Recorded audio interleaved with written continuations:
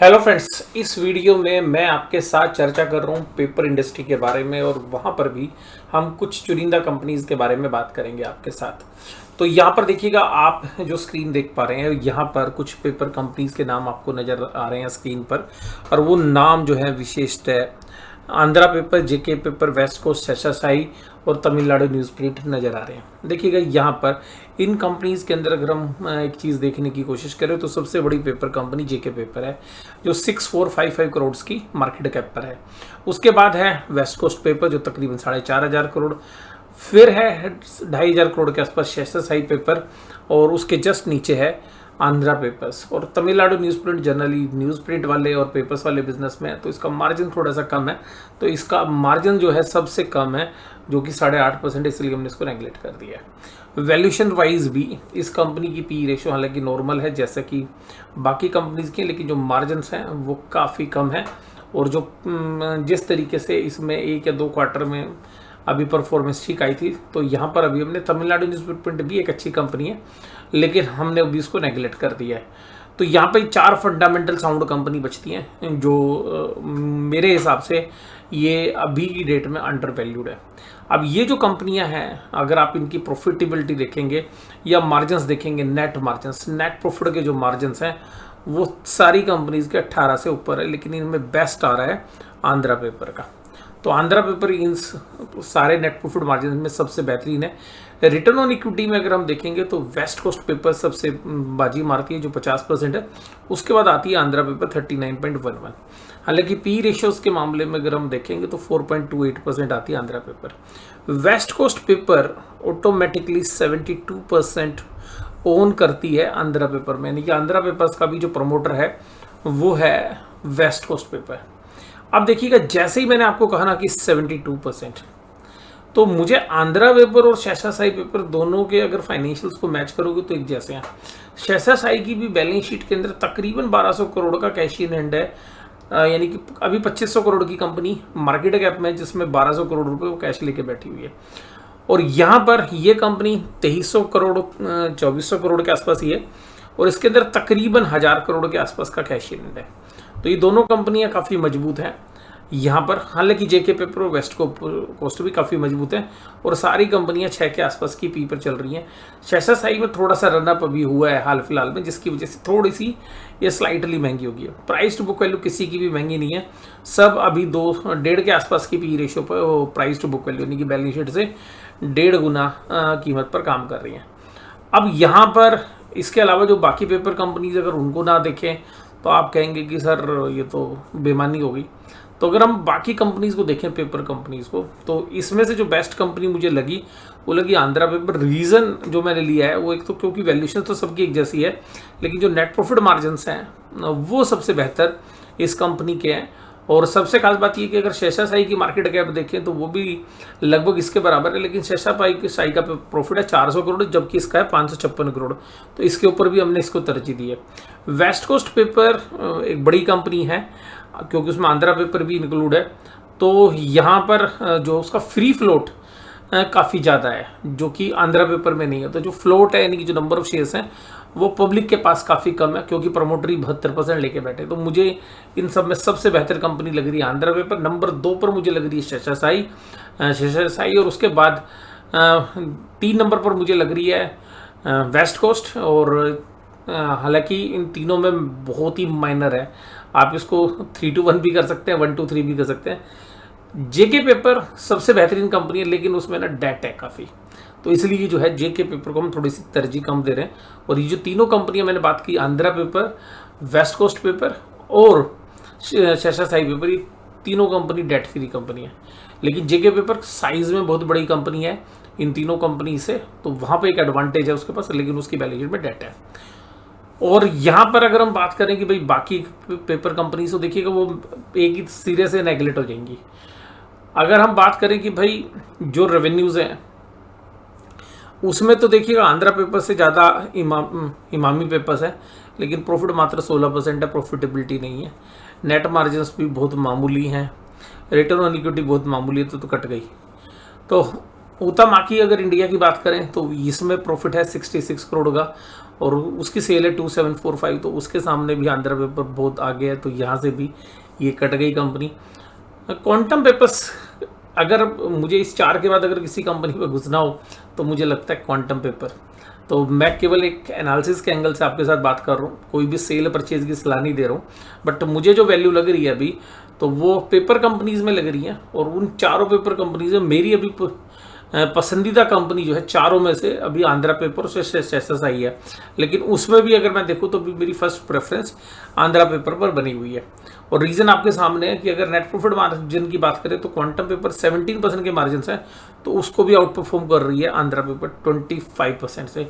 Orient तो देखिएगा आधा मार्जिन है इसके सामने, और प्रॉफिट तो अगर हम देखें आंध्रा पेपर्स के सामने है 1/4 प्रॉफिट है, तो ये भी जो ओरिएंट पेपर भी हमने नेगलेक्ट कर दिए। तो एक ही कंपनी बचती है, और ये कंपनी अभी 4.28 की पी रेशियो पर ट्रेड कर रही है। क्वांटम का भी अच्छा है, लेकिन क्वांटम भी इसके सामने 1.5 गुना वैल्यूएशंस के ऊपर ट्रेड कर रही है, और प्राइस टू बुक वैल्यू भी आंध्रा से ज़्यादा है। तो मेरे हिसाब से आंध्रा इस पूरे पैक में सबसे सस्ती कंपनी है। तो आइए अब चर्चा करते हैं इस कंपनी के बारे में। आंध्रा पेपर्स लिमिटेड जो कंपनी है, ये जो कंपनी है ये थी एलन बांगुर ग्रुप की कंपनी, जिसको 2011 के अंदर एक्वायर कर लिया गया इंटरनेशनल पेपर्स, जो एक यूके बेस्ड कंपनी है। तो इंटरनेशनल पेपर्स ने इसको एक्वायर किया था 2011 में, लेकिन 2019 में उन्होंने फिर इस कंपनी को दूसरी बांगुर फैमिली को, हालांकि उसी ग्रुप के अंदर ही है ये, उसी फैमिली के अंदर, तो यहाँ पर जो कंपनी सेल की गई वो सेल की गई वेस्ट कोस्ट को, और वेस्ट कोस्ट के जो मालिक हैं वो श्री कुमार बांगुर हैं, और सौरभ और वीरेंद्रा उनके जो है बच्चे हैं, तो वो भी हालांकि डायरेक्टर हैं तीनों वेस्ट कोस्ट के अंदर। तो आंध्रा पेपर के अंदर भी उनकी डायरेक्टरशिप है। तो ये कंपनी वेस्ट कोस्ट ने टेक ओवर कर ली 2019 में। और यहाँ पर मैं आपके साथ सरप्राइज आपको होगा कि जब ये कंपनी एक्वायर की गई थी तब क्या वैल्यूएशंस थी, क्या प्रॉफिट थे, तो आप हैरान हो जाएंगे। तो आज आपको ये कंपनी बहुत ज़्यादा सस्ती लगेगी। आइएगा वो बात हम बाद में करेंगे। तो कंपनी 2400 करोड़ के आसपास है, 556 करोड़ का प्रॉफिट इसका पिछले साल का था। और ये कंपनी की अगर हम पूरी ज़िंदगी के अंदर देखें कि भाई कैसे चल रही थी, तो उस ज़िंदगी में हमने लिया 2002 के आसपास का समय। तो 2002 से ही ये कंपनी डाउनफॉल में चली। 2004 में पेपर सेक्टर अच्छा करता हुआ नजर आया, एक अपसाइड गई, फिर ये डाउन में आ गई। और क्योंकि पेपर इंडस्ट्री हमारे यहाँ पे साइकिलिकल ही रही है, उसके बाद एक अच्छी तेज़ी जो है तकरीबन 2-3 गुना जो है शेयर्स के भाव हो गए। फिर यहाँ पर ये जो company Andhra papers international papers ने ली, तो उस समय पर जो राइज आए थे, तो इंटरनेशनल पेपर लेने के बाद फिर वो नीचे आ गई, फिर उसके बाद राइज की और फिर एक कंसोलिडेट करती रही। और इस कंसोलिडेशन के बाद 2019 में वेस्ट कोस्ट ने इस कंपनी को लिया, फिर ये शेयर्स ऊपर की तरफ गए, और फिर 2020 में कोविड आ गया, ये शेयर्स बहुत ही नीचे चले गए। और उसके बाद अब इस शेयर्स ने फिर कुछ समय के बाद रफ्तार पकड़ी है।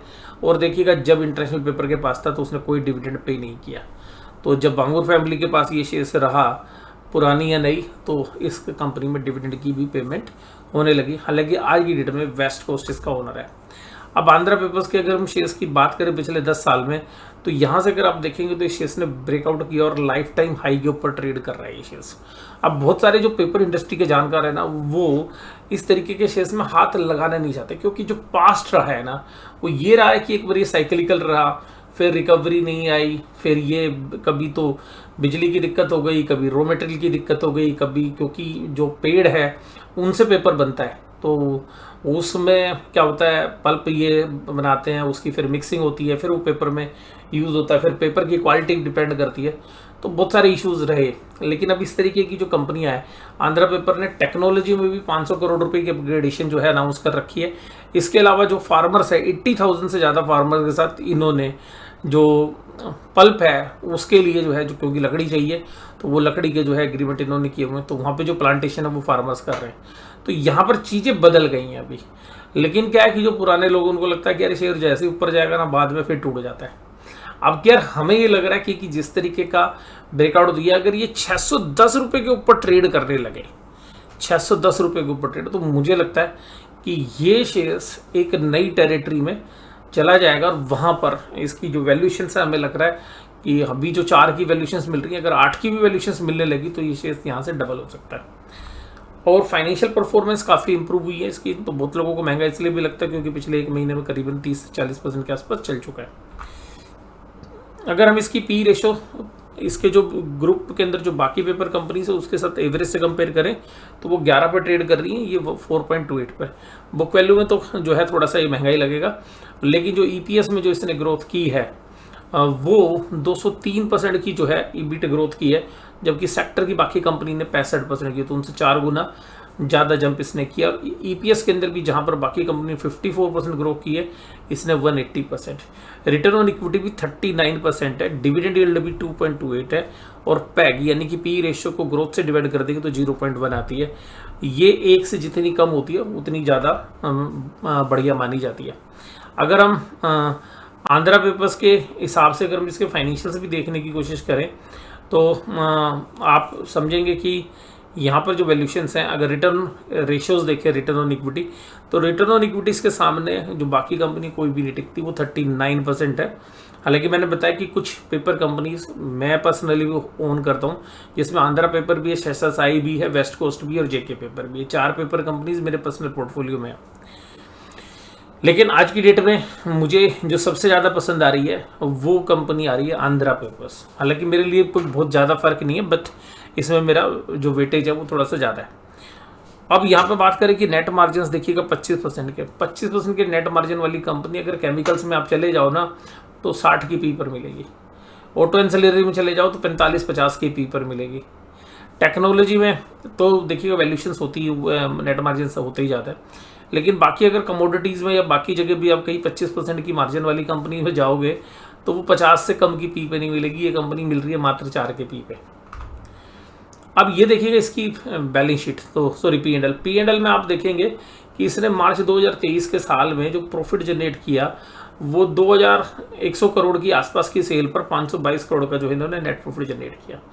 अब उस प्रॉफिट की परसेंटेज आपके सामने है। और सबसे खास बात क्या है कि इन्होंने फ्यूल के ऊपर खर्चे को काफ़ी कंट्रोल किया है। हम ये मान के चलते हैं कि अगर ये इसी तरीके से प्रॉफिट देती रहेंगी तो ये हर साल 70-80 रुपये तो बुक वैल्यू में ऐड करते रहेंगे। तो 2-3 साल बाद, अगर आप 3 साल बाद देखें तो 3 साल बाद तो इतना प्रॉफिट इकट्ठा कर लेंगे ये, अगर साइकिल डाउन ट्रेंड में नहीं आएगी कि जितनी आज की डेट में कंपनी की बुक वैल्यू है। इस शेयर्स ने प्रॉफिट ग्रोथ किया पिछले 10 साल में 47% की स्पीड से, लेकिन शेयर चला है मात्र 8% की स्पीड से। और नॉर्मली इसकी लॉन्ग टर्म जो एवरेजेस हैं वो रिटर्न ऑन इक्विटी की वो 20% से ऊपर है। उसके बाद अगर इनकी बैलेंस शीट को देखोगे तो 887 करोड़, देखिएगा 2000 करोड़ की बैलेंस शीट में 887 करोड़ अकेले इन्वेस्टमेंट है। और इन्वेस्टमेंट की फिगर दिखाऊंगा आपको कि इन्वेस्टमेंट में इनके पास लिक्विड है, मोस्टली जो है मनी मार्केट इंस्ट्रूमेंट या लिक्विड फंड्स। इसके अलावा जो अदर एसेट्स है उसमें भी जो 512 करोड़ है उसमें भी तकरीबन 125 करोड़ के आसपास का कैश इन हैंड है। Cash flow from operating activity एक ही क्वार्टर में, एक ही साल में 536 करोड़ जनरेट किया था। अब आप कहेंगे कि सर ये तो इसका बेस्ट क्वार्टर था। हाँ, कोविड के बाद 20-21 में तो देखिएगा प्रॉब्लम में रही ये कंपनियां, लेकिन अगर आप उससे पहले भी जाओगे तो ये कंपनी देखिएगा 2019 में भी 310 करोड़ रुपए का जो है कैश फ्लो जनरेट कर रही थी, और उस समय पर भी इस कंपनी ने अच्छे प्रॉफिट जनरेट किए थे। और 2019 का भी अगर इसका प्रॉफिट देखोगे तो 200 करोड़ रुपए था, 2020 का भी 213 करोड़ था। आफ्टर कोविड एक साल खराब हुआ, फिर रिकवरी करने में टाइम लगा 140 करोड़। तो ये मान के चलते हैं ना कि अगर ये 300 करोड़ 400 करोड़ भी अगर जनरेट करती रहेगी तो हर 5 साल बाद तो एक कंपनी खड़ी हो गई नहीं, यानी कि 5 साल बाद एक अगर कंपनी भी खड़ी होती है तो वहाँ से भी जो है डबल होने के चांसेस है। और यहाँ से 2019 से पहले ये कंपनी आप लोग जानते हैं कि इंटरनेशनल पेपर्स के पास थी, और तब इसकी हालत सही नहीं चल रही थी, उनसे संभाली नहीं जा रही थी। और क्योंकि वेस्ट कोस्ट के साथ रहने से इनका एक फ़ायदा और भी है कि प्रमोटर मजबूत है, दूसरा जो वेस्ट कोस्ट के कस्टमर्स हैं वहाँ पर भी अगर डिमांड ऊपर नीचे होती है तो एक दूसरे से एक्सचेंज किया जा सकते हैं, ट्रेनिंग इकट्ठी हो सकती है। फिर पेपर ग्रुप की एक्सपर्टाइज है श्री कुमार बांगुर ग्रुप की, तो वहाँ पर एक एडवांटेज हमें लगता है। और अगर बड़ी कंपनी आपने लेनी है, रिस्क थोड़ा सा कम है, तो मुझे लगता है फिर वेस्ट कोस्ट जो है थोड़ा सा इसके सामने डाइवर्सिफाई होगा। डेट देखेंगे तो इनकी बैलेंस शीट में डेट नहीं है, मात्र 55 करोड़ का डेट है 2000 करोड़ की बैलेंस शीट में, तो बहुत ही मामूली डेट है। इसके बाद अगर हम देखें तो बाकी वर्किंग कैपिटल साइकिल तो 72.31 है। अभी तक का जो जून क्वार्टर में भी प्रमोटर ने होल्डिंग और बढ़ाई है, 72.24 थी, वो बढ़ाकर 72.31 कर ली। और पब्लिक के पास जो हिस्सा है वो बहुत ही मामूली है। हालांकि पब्लिक की शेयर होल्डिंग 20 दिखाई जा रही है, लेकिन ये इससे भी कम है क्योंकि कुछ ग्रुप्स के पास ये शेयर्स हैं। अगर हम आगे बात करें यहाँ पे, तो भाई ये कंपनी राइटिंग पेपर बनाती है, कॉपिंग पेपर बनाती है। उसके अलावा जो मैं बता रहा हूँ आजकल जो ऐसे डिस्पोजेबल्स हैं, उसमें जो कप स्टॉक्स हैं, कैरी बैग्स हैं, क्योंकि जो पॉलीथीन वगैरह है वो बहुत सारे स्टेट्स में बैन हो गई है, तो वहाँ पे जो कैरी बैग्स हैं, कलर पेपर्स हैं, क्राफ्ट पेपर्स हैं, ये सब बनाती है। और फार्म फॉरेस्ट्री प्रोग्राम जो मैंने भी आपको बताया था कि भाई फार्मर के साथ टाई अप है इनका, और इनके जो प्लांट है वो 2 जगह हैं, राजमुंद्रे और कादियम, ये दोनों आंध्र प्रदेश में पड़ते हैं।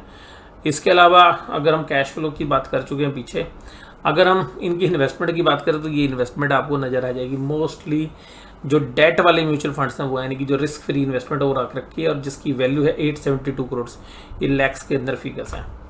और इसके बाद अगर हम बात करें शाइस्ता शाही की, तो देखिएगा शाइस्ता शाही की भी कंपनी बड़ी मजबूत है।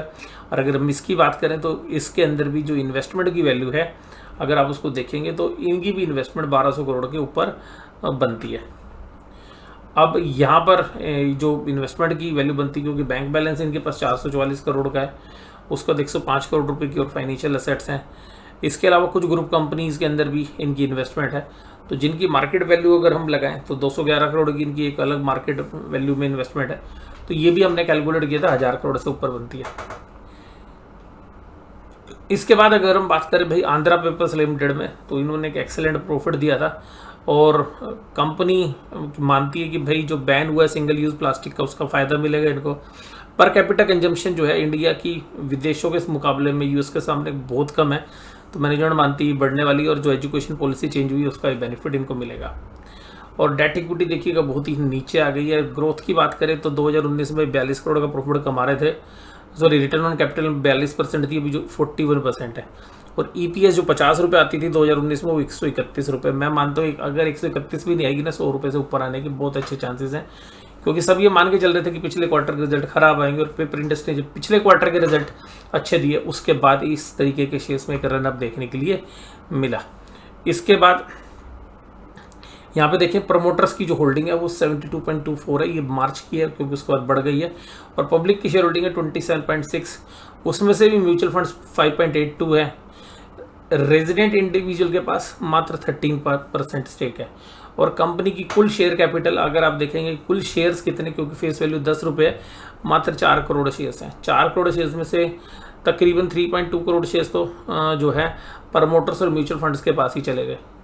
तो बाकी जो शेयर्स बचे हैं वो मात्र 80 लाख शेयर्स हैं। तो मुझे लगता है कि कोई भी बड़ा प्लेयर जो है इन शेयर्स को कॉर्नर कर रहा है, और जिसके बाद इस शेयर्स में एक अच्छी जो है चाल आने की हमें संभावना लगती है। और सीधी सी बात यह कि वैल्यूएशन बहुत ही रीजनेबल है। अगर हम देखें 2011 में जब इस कंपनी को इंटरनेशनल पेपर्स ने खरीदा था तो क्या प्राइजेस पे किए थे, तो उन्होंने जो 75% स्टेक लिया था, कुछ प्रमोटर से लिया था, बाद में ओपन ऑफर दिया था, तो उसकी जो वैल्यू थी जो ली गई थी उस समय पर, ये जो वैल्यूज थी वो तकरीबन जो प्राइजेस हैं वो यूएस डॉलर्स के अंदर थे।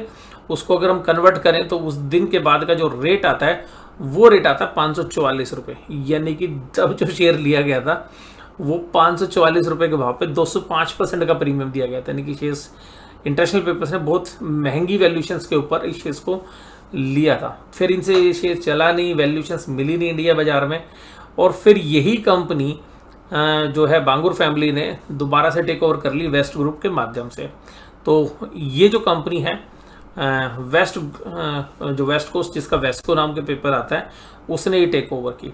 और यहाँ पर ये 2011 में जो है एलन बांगुर ग्रुप था उसने इसको सेल किया, वो भी इन्हीं की फैमिली मेंबर्स हैं।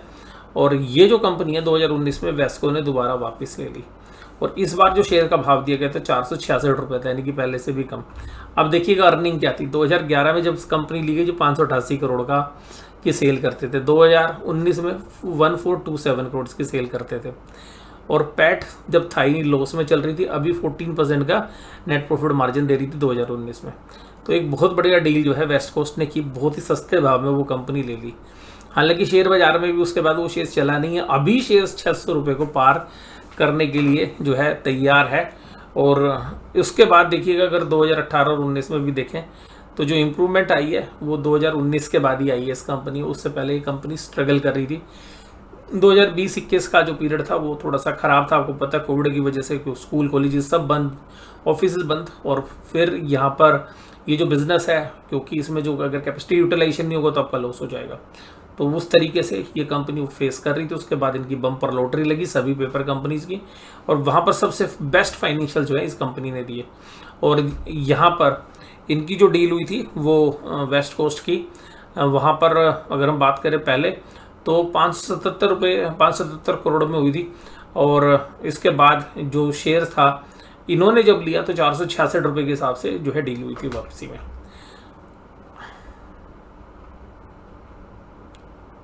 और इसके बाद मैं बस यही चर्चा आपके साथ करना चाहूँगा कि मुझे ये पर्सनली ये कंपनी काफ़ी सस्ती लग रही है अभी, और मुझे शैसा साई भी सस्ती लग रही है, वेस्ट कोस्ट भी सस्ती लग रही है, जेके भी सस्ती लग रही है, बट जेके में थोड़ा सा डेट का इशू है।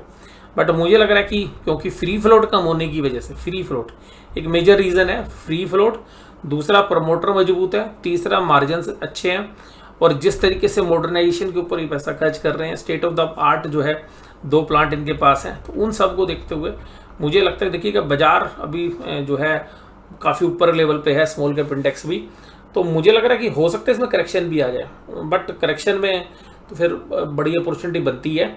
लेकिन मुझे लगता है कि वैल्यूएशंस अभी भी इस कंपनी के महंगे नहीं है, और सबसे खास बात ये कि सब लोगों ने कहा था कि भाई क्वार्टर रिजल्ट खराब आएंगे इसके सारे पेपर इंडस्ट्रीज़ के, तो जब पेपर इंडस्ट्री के सब क्वार्टर रिजल्ट एंटिसिपेट कर रहे थे कि खराब आएंगे, उस क्वार्टर में भी देखिएगा इन्होंने तकरीबन 22-23 रुपये के आसपास की ईपीएस जो है जनरेट की, तो जिसके बाद जो है बाजार के अंदर इस तरीके की कंपनीज का आउटलुक बदला, और क्वार्टर रिजल्ट्स के बाद इस तरीके की जितनी पेपर कंपनीज उन सब के शेयर प्राइस ऊपर की तरफ दौड़ने लगे। तो पेपर इंडस्ट्री में मुझे नहीं लगता कि दोबारा से जो है कॉस्ट बढ़ेगी, क्योंकि 20% इन्होंने एनर्जी की कॉस्ट को रिड्यूस कर लिया है। पेपर की डिमांड देखिएगा, पीछे बहुत सारी पेपर कंपनी जो थी वो बंद भी हुई हैं पिछले 10 साल में, तो उसका भी एक एडवांटेज है कि भाई, तीसरी बात है कि इनका प्रीमियम सेगमेंट है, अपने ग्राहक हैं, और भी पेपर कंपनीज हैं, लेकिन इसके अलावा एक्सपोर्ट मार्केट में भी है। शैसा साई जो पेपर्स है वो साउथ इंडिया जो है उसका एक मेन कोर एरिया, वहीं पर वो काम करती है। जेके पेपर पूरे इंडिया में कैटर करती है, वेस्ट कोस्ट भी इंडिया के काफ़ी बड़े हिस्से को जो है कैटर करती है, वो कर्नाटका बेस्ड कंपनी है। तो कुल मिलाकर इन कंपनी के जो फाइनेंशियल्स हैं, क्योंकि ये कंपनी डेट फ्री हो रही है अदर देन जेके पेपर्स, मार्जिन जो है इनके सबके 15-20% पे जा रहे हैं, और जो इनका बेनिफिट है, जो टेक्नोलॉजी में चेंज किया है, जो पोल्यूशंस के रिस्क खत्म हो रहे हैं, क्योंकि इन्होंने जिस तरीके से कार्बन क्रेडिट की भी बात की है कि भाई जो एमिशंस हैं उन नॉर्म्स को भी फॉलो करेंगे, और वो कर भी रहे हैं, और इन्होंने कुछ रिसाइकलिंग भी, जैसे वाटर की रिसाइकलिंग का भी प्रोजेक्ट किया है। तो कुल मिला के मुझे लग रहा है पेपर इंडस्ट्री का जो टाइम है वो शायद आने वाला बहुत अच्छा है, और वैल्यूशंस उसके हिसाब से मिल नहीं रही हैं। और वो वैल्यूशंस क्यों नहीं मिल रही हैं, वो रीज़न ये है कि जितने भी पुराने इन्वेस्टर्स हैं वो सब ये मानते हैं कि यार ये एक बार पैसा लगाएंगे तो ये 1-1.5 साल तो चलते हैं, फिर ये रुक जाते हैं, फिर इनके प्रॉफिट नहीं आते हैं। बट पिछले क्वार्टर रिजल्ट से पहले ये शेयर्स कोई भी नहीं चल रहा था, क्योंकि सबको लग रहा था भाई इस क्वार्टर में फिर ख़राब हो जाएंगे पेपर कंपनीज के रिजल्ट, लेकिन पेपर कंपनीज ने सब ने बेहतर परफॉर्मेंस दी। और जो 4 कंपनियां मैं आपके साथ चर्चा कर रहा हूँ, चारों कंपनीज के अच्छे रिजल्ट आए, और उसके बाद देखिएगा पेपर शेयर्स के अंदर एक आग लगी, और तकरीबन 30-40% का रनअप हुआ। जेके पेपर में एक एडवांटेज है कि डिसएडवांटेज, जेके पेपर में डिसएडवांटेज ये है कि उसके अंदर डेट है, और एडवांटेज ये है कि उसने सबसे कम तेज़ी जो है रिजल्ट के बाद पार्टिसिपेट किया, रिजल्ट उसके भी अच्छे थे। बट मेरी पहली पसंद आज की डेट में आंध्रा पेपर है, और मैं देखिएगा सारे ही पेपर शेयर्स ओन करता हूँ, और मुझे सारे अच्छे लग रहे हैं। तो एक बढ़िया तरीका होता है कि डाइवर्सिफाई कर लीजिए, और अगर एग्रेसिवली जो बैट लेते हैं उन लोगों के लिए आंध्रा पेपर है। और मैं बस यही कहूँगा कि कोई भी निवेश करें, बेचें, खरीदें तो अपने फाइनेंशियल एडवाइजर से सलाह लेने के बाद ही करें। मैं तो आपको केवल और केवल एजुकेशनल पर्पसेस के लिए सारी चीज़ें आपके साथ चर्चा कर रहा हूँ। निवेश करने से पहले अपने फाइनेंशियल एडवाइजर सलाह लें, अपने रिस्क को पहचानें, कितना टाइम ओरिजिन है, किस तरीके से आप निवेशक हैं या ट्रेड के लिए शेयर्स ले रहे हैं, तो उन सबको जानने के बाद ही आपको निवेश करना चाहिए, या खरीदने बेचने के जो भी फैसले वो लेने चाहिए। तो आपको ये वीडियो कैसी लगी जरूर से जरूर मुझे कमेंट बॉक्स में बताइए। वीडियो देखने के लिए धन्यवाद। Thank you very much.